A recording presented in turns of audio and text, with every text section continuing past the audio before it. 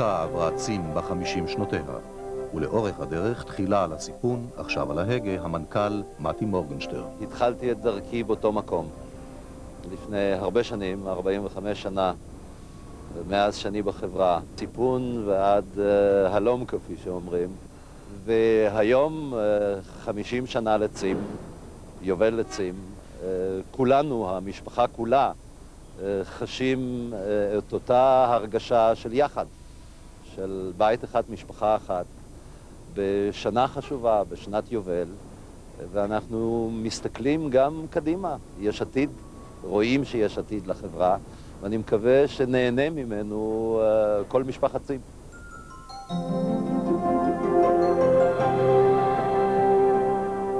הלידה הייתה במזל טוב ב7 ביוני 1945. ההורים, הסוכנות היהודית, הסתדרות העובדים והחבל הימי לישראל ביקשו ביום הזה מממשלת פלסטינה לרשום חברת ספנות חדשה. חתימתו של דוד בן גוריון מתנוססת בראש רשימת המבקשים. שם הילוד צים, שם שטבע דוד רמז, חבר הנהלת הסוכנות, על פי פסוק מן התנ"ך. את האונייה הראשונה קדמה רוכשת צים הצעירה בעיצומו של המאבק המר וההירואי עם שלטונות המנדט הבריטי על זכות העלייה לארץ ישראל. ההעפלה, מפעל העלייה הבלתי לגלית שהחלה עוד בשנות ה-30, מתחזקת ביתר שאת לאחר מלחמת העולם השנייה. על שארית הפלטה נגזר לפרוץ את המצור הבריטי על חופי הארץ, שבא לממש את מדיניות הספר הלבן, למנוע עלייה המונית של יהודים לארץ ישראל. את המעפילים שנלכדו באוניות קולעים הבריטים במחנות מעצר. בשלב מאוחר יותר מגורשים מעפילים חזרה לאירופה, וחלקם נלקח למחנות מעצר בריטיים בקפריסין. פרק מפואר בהעפלה רושמות שתי אוניות אחיות, הפן קרסנט והפן יורק. השתיים שדחסו 15,000 מעפילים על סיפונן נתפסות על ידי הבריטים בדרכן לארץ ישראל ומופנות לקפריסין. במרכז הפרשה עומד פרודרומוס פאפה וסיליו, פטריוט קפריסאי צעיר שקשר את גורלו בגורל העם היהודי. האיש היקר הזה משמש סוכן צים בקפריסין עד עצם היום הזה. המעפילים ניצולי המחנות באירופה מוצאים עצמם נרדפים פעם נוספת. הם מושלכים למחנה מעצר בריטי, ועל הפן קרסנט והפן יורק מוטל עיכול. Now my role came. We had to free the ships. And my job as an agent, we had to employ lawyers. And they together fought in court and they managed to get the ships released. So I was left with 2 free ships at anchor.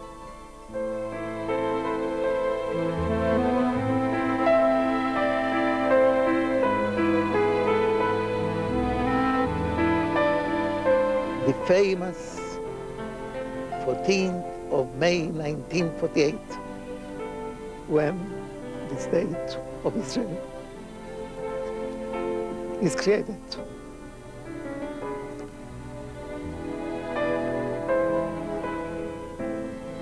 Ben-Gurion's declaration and instructions are that we hoist the Israel flag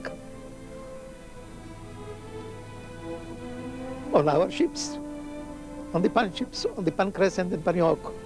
Now, the masters of these 2 ships, remarkably exemplary seamen, fantastic, energetic young men, Ike Aronovich of the Pan Crescent and Gad Hilber of the Pan York, organized the big event of celebrating and hoisting the flag onto the 2 ships, which were no more Pan Crescent Panama, but Pan Crescent Haifa and the Pan York Haifa.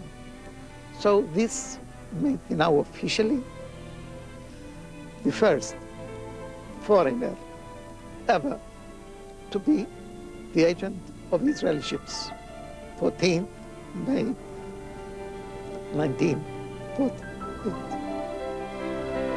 לאחר הקמת המדינה מתמזג צי ההעפלה של המוסד לעלייה ב' עם אוניות צים. הפן קרסנט והפן יורק הופכות לעצמאות וקוממיות.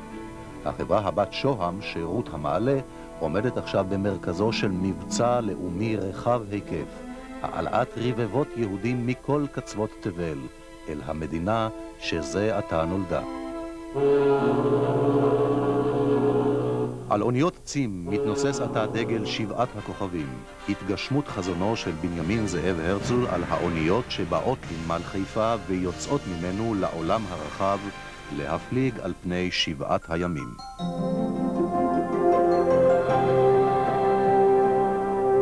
צים גדלה ומתפתחת בקצב מעורר השתאות. לכל ברור שאין תחליף לחברת שייט לאומית לסיפוק הצרכים החיוניים של המדינה הצעירה. למרחקים מפליגות הספינות, אוניות נוספות נרכשות, נגבה, גלילה, וגם ארצה והדר, אחיות לקדמה, והרשימה מתארכת. לראשונה גם נבנות אוניות חדשות. תמר ורימון באות לאוויר העולם במספנות בהולנד.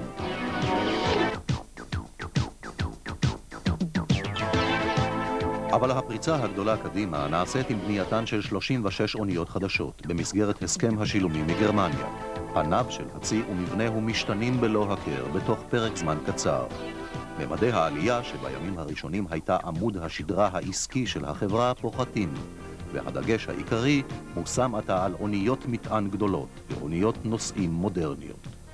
תחת יצאתי לים לבלות ולראות את מרחב העולם מול הנוף המקסים הני מחמרוצים נפלאה מכל אונייה זו של צים עשה חיים סבא צים בריביירה היחטות שטות כל הזמן איזה חוף איזה נוף נהדר פה וכאן אז לקחת את ידי ולפתע קולי שר לו שוב סרנדה בחוף נפולי עשה חיים סבא צים עשה חיים סבא צים עשה חיים סבא צים. שלום, אונייה טרנס-אטלנטית מודרנית ומהודרת שנבנית בצרפת, היא אקורד הסיום המפואר לעידן ספנות הנוסעים בצים. גורמים שונים, בעיקר השימוש הגובר והולך במטוסי סילון מהירים, דוחפים להחלטה אמיצה, להסתלק מענף הנוסעים. צים הופכת לחברת ספנות מתמחה בהובלת מטענים. ספנות המטענים של צים מתפתחת למגוון של תחומים. בימים הראשונים של המדינה הצעירה מובילה חברת השייט הלאומית מוצרים חיוניים למלחמת העצמאות, ואחר כך חומרים וציוד לפיתוח וביסוס כלכלי. עד מהרה צים חודרת לכל ענף תובלה אפשרית. היא הופכת גורם מרכזי בייצוא הדרים וביבוא חומרי גלם, מכונות וציוד. היא מטפלת בהובלת גרעינים בצובר ואחסונם בממגורות דגון ונפט גולמי במכליות ענק.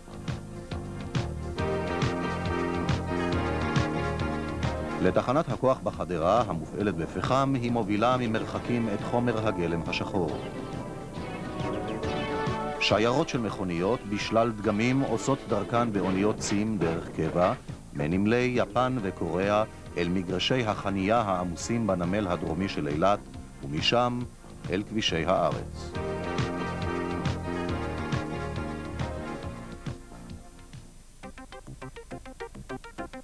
אבל גולת הכותרת היא המהפכה הטכנולוגית של התובלה במכולות, שעושה את צים בראשית שנות ה-70 מעצמה ימית של ממש.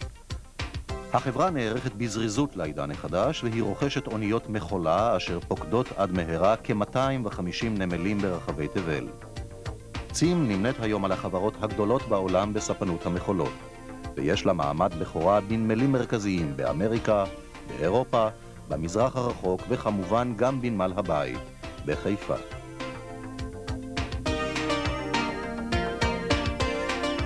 ממשרדיה הקטנים ברחוב המלכים, שברבות הימים היה לדרך העצמאות, לא הרחק מן הנמל בחיפה, פורסת צים כבר בימיה הראשונים רשת ניהולית ותפעולית ענפה על פני אגן הים התיכון ואירופה, וממנה סוכנים ברחבי האזור.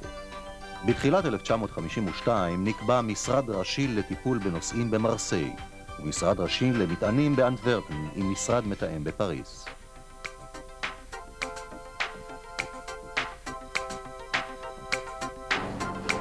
היום משמשת לונדון מרכז אזורי לפעילות צים באירופה כולה.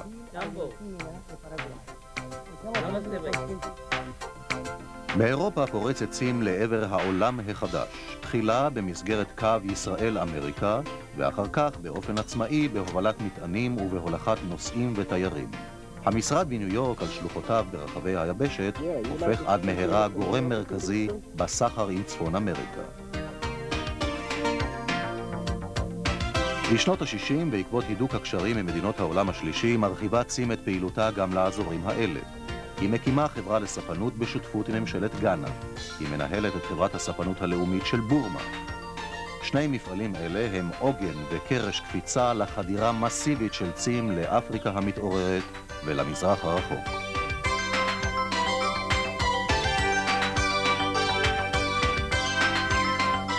הקו הארוך, קו 3 היבשות, סוגר את המעגל. צים היא חברת ספנות המספקת ללקוחותיה שירות חובק עולם, ברשת ענפה של קווים מצטלבים.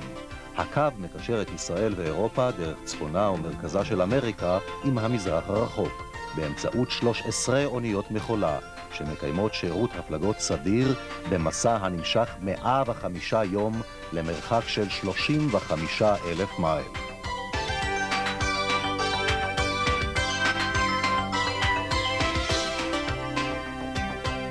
אוניות צים פוקדות היום באופן סדיר גם את נמלי ניו זילנד ואוסטרליה.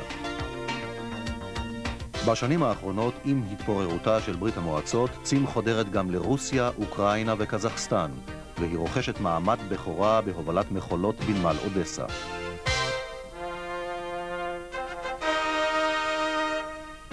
ארנולד דה וילד, מראשוני העובדים של החברה באירופה, ראה בצמיחתה של משפחת צים.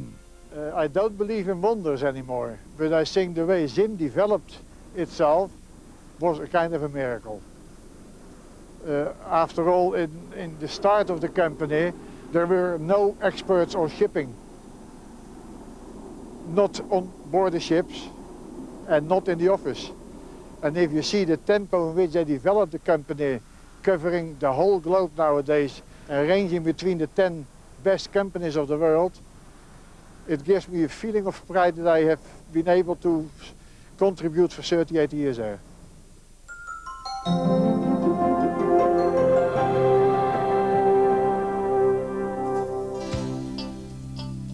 אנשי צים העושים במלאכה הם משפחה גדולה מאוד, בישראל ובחול, בים ובחוף, קצינים ודירוגים, פסיפס אנושי מרתק ורב גוני.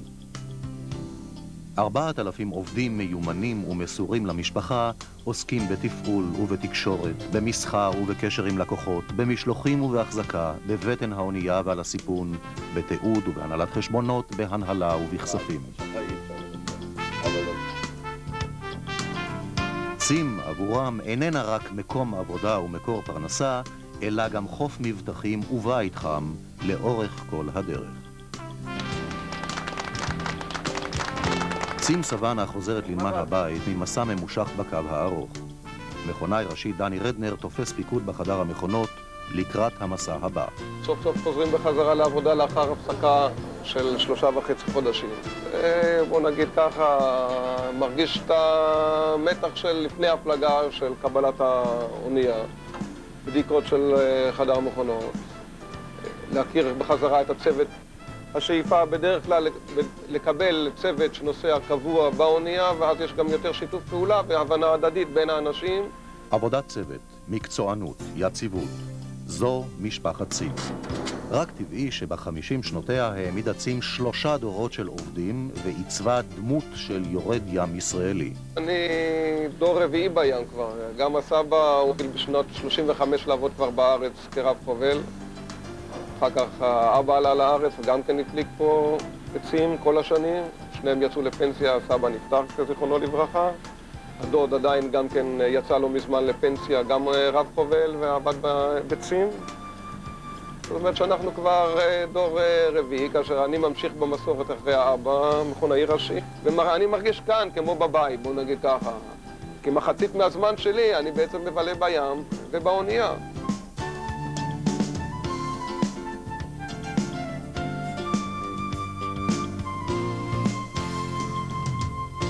ובבית, כמו בבית. ארוחות טובות מן המטבח המשוכלל,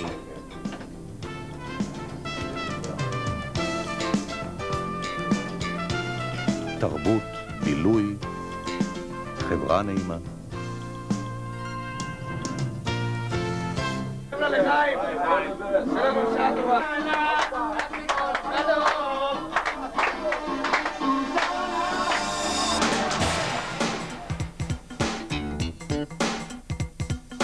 בית לימאים וגם לאנשי החוף.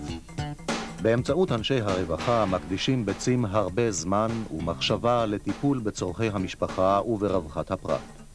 מעודדים את תחושת הביחד ומטפחים גאוות משפחה בכל הרמות. אני את הרעיון של ההליכה לים כבר ינקתי במשפחה בפנים. זה בעצם בן דודי היה רב חובל מאוד מכובד בצים, ומאז 56 אני כבר משרת בחברה. רב חובל מיקי צ'ינסקי ובנו קצין ראשון שחר צ'ינסקי. טוב, אני די גדלתי לתוך זה. גם לי היה ברור מגיל מאוד צעיר שלפחות בשלב ראשון זה מה שאני רוצה לעשות. ואני כבר פניתי למסלול עוד יותר מסודר. אני התחלתי בפנימיה בעכו, בית ספר הימי בעכו. משם הגעתי לחיל הים. ואחרי חיל הים המשכתי את ההכשרה והתקבלתי לחברת צים. וגם כן, מאז אני שמה.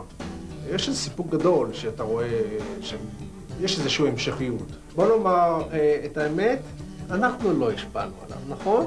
אבל הסברנו לו שנשבור לו את הרגליים, ילך למקום אחר.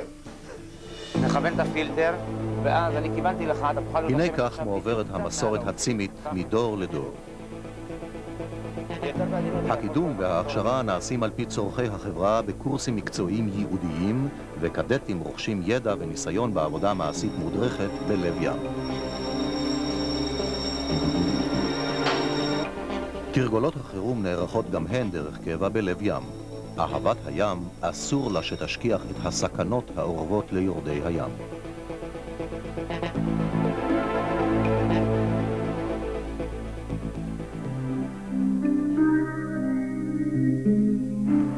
במרס 1981. 24 אנשי צוות האונייה מצדה מוצאים את מותם במצולות הים, לא הרחק ממשולש ברמודה המועד לפורענויות, באסון הקשה ביותר שפקד את צים מעודה. ההתכנסות השנתית ליד האנדרטה במורדות הכרמל אל מול הים יוצרת מסורת של התייחדות עם בני משפחת השכול.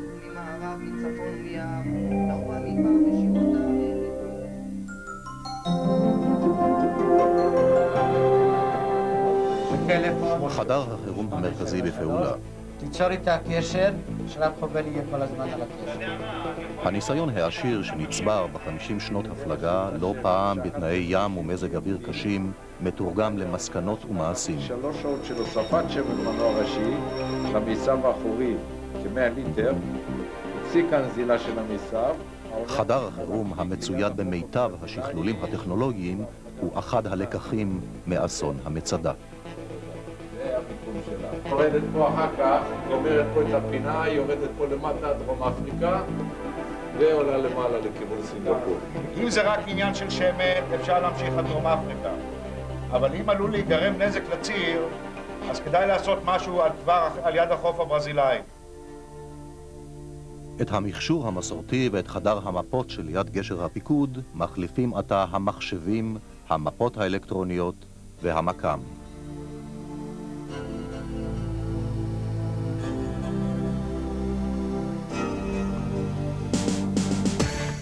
ממוחשבים גם סידורי הטעינה והפריקה, תוך הקפדה על יציבות האונייה והתאמה ללוחות העבודה ולתנאים הייחודיים בנמלי הפקידה השונים שלאורך נתיב ההפלגה.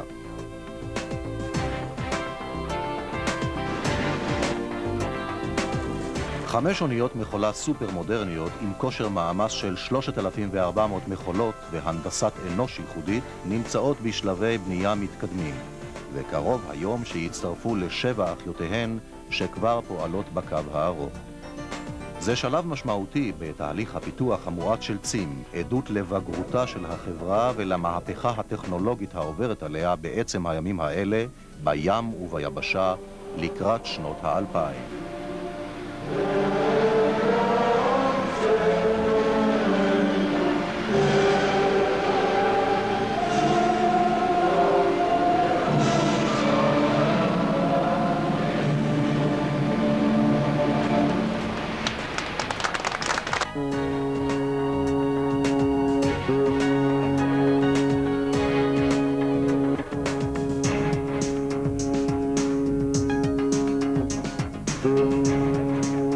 מפעלי צים בחיפה. באמצעות 3,000 מסופי קצה מקשר מרכז המחשבים את המשרד הראשי עם 20 מרכזי מחשב ב5 אזורי פעולה עם עשרות סניפים ומאות סוכנים ברחבי תבל. איתור ומעקב שוטפים אחר תנועת המכולות, הכנת לוחות זמנים מפורטים לתנועת האוניות ודואר אלקטרוני הם רק חלק ממגוון של אמצעי תקשורת המאפשרים שליטה ובקרה על הנעשה בחברה ובשלוחותיה על פני התבל. הם מגשרים בין לאומים, תרבויות ושפות, מאפשרים תאום של הפעילות השוטפת בין האזורים ובתוכם ובין הים לחוף, ויוצרים תנאים להזדמנויות עסקיות חדשות.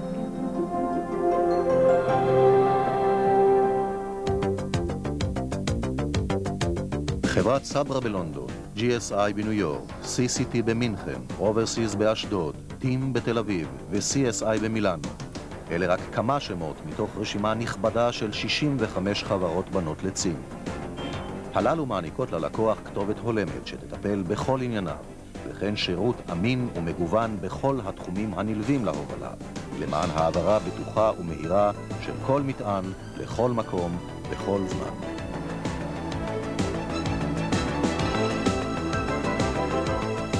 בין חברות הבנות הראשונות שקמו לצים הייתה גם אלחוט ים לתיקון מערכות מקם וניווט, המשרתת גם חברות ספנות אחרות הפוקדות את נמלי ישראל. והעיקר, בנות צים משמשות תשתית ארגונית ותפעולית להובלת מטענים מכל מקום לכל מקום. באוניות ובמשאיות וגם ברכבות, בספינות נהר, בספינות הזנה ובמטוסים.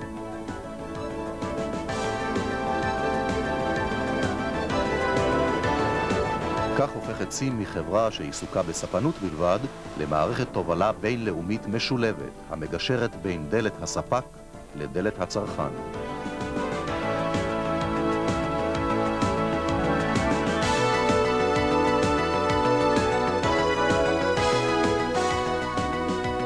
בסמוך לנמלי התעופה הבינלאומיים של לונדון וניו יורק, פריס ופרנקפורט, יוהנסבורג ותל אביב, הקימה צים חברות בנות לשילוח אווירי לכל קצווי תבל.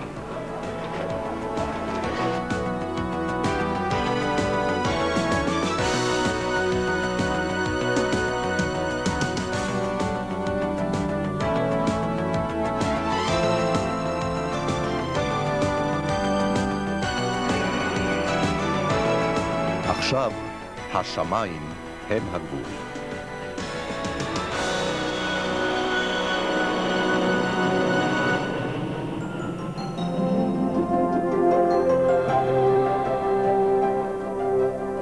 בראש משפחת צים עמדו תמיד אנשים שידעו לשלב חזון עם ראייה מפוקחת של המציאות, כושר אילתור ותעוזה לבצע את השינויים המתחייבים מן המצבים המשתנים. המנכ"לים לדורותיהם, הדוקטור נפתלי וידרה, מאיר גירון, משה קשתי, יהודה רותם ומתי מורגנשטרן, ולצידם צוות ניהולי בכיר ידעו לנווט את משפחת צים במים הסוערים של הספנות העולמית. נכון, היו לצים עליות ומורדות, אולם בראייה כוללת חובה לומר כי הנהלת החברה חזתה מבעוד מועד כבר בשנות ה-60 את החידושים בשיטות ההובלה, זיהתה את היתרונות הטמונים בהאחדת מטענים ובהובלה במכולות, וכך ידעה להפוך בהדרגה את צים לאחת הגדולות בעולם בענף ספנות המכולות. אחד נשיאיו של התהליך נרשם בטקס ההשקה של צים אמריקה, שבו השתתפו הגברת דוליצקי, אלמנתו של רב חובל דוליצקי ז"ל מראשוני החברה, ומתי מורגנשטרן המנכ"ל דהיום. הייתה זו הראשונה מבין אוניות המכולה הסופר מודרניות שהזמינה צים במספנות HDW בגרמניה.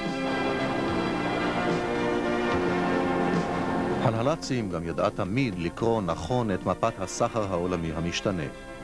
היא ריכזה מאמצים ומשאבים במזרח הרחוק כבר בשנות ה-60, כאשר איתרה את תנועת הספנות המתעוררת בין יפן למרכזי התעשייה והסחר של ארצות הברית. כאז, כן עתה, ממשרדיה בהונג קונג מפלסת צים נתיבים חדשים לעבר הענק הסיני המתעורר. סיימון לי, סוכן צים בהונג קונג, גאה ואופטימי לגבי העתיד. We are very proud to be associated with ZIM, and we are also very optimistic about the future of the business in China, because after 1997, July, Hong Kong will be part of China, and our business potential in China is also very big. That is why we are establishing our offices in Guangzhou and Shanghai already. And later on, we will establish our offices in Qingdao, in Xinjiang, and possibly in Dairen.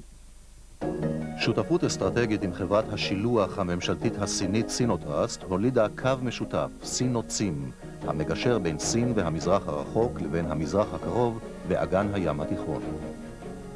חברת סין שפרצה דרכים בשעות מלחמה קשות והבטיחה גבול ימי פתוח בעיתות חירום, הייתה גם הראשונה לחצות את תעלת סואץ בבוא השלום עם מצרים.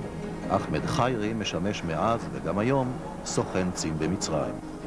Nobody was expecting that the Israeli flag will come to Egyptian port. Everybody from the shipping field in Alexandria was looking that time to me as maybe I'm crazy or I'm a hero, I don't know. We signed the agreement and the first Israeli flag was calling Alexandria. It was on the day 19th of July 1980. Just me. It was only with 2 empty containers, just to show that the movement started. But now we have hundreds of containers. ZIM always goes, especially to the countries which they don't have relation. Number one, ZIM. It happens in China, it happens in Morocco, it happens in so many countries before, and I think the peace will cover all the area, and I hope in the near future we'll be also calling some of the other Arab ports. תהליך השלום המתעצם באזורנו פותח עכשיו אופקים חדשים לעבר העולם הערבי והמוסלמי אל 1/5 מאוכלוסיית כדור הארץ שעד כה הייתה עוינת ומנוכרת לנו. כבר היום פועלת סין במרוקו ובירדן ומתארגנת לזינוק הגדול לעבר האזור כולו. דור חדש, אתגרים חדשים.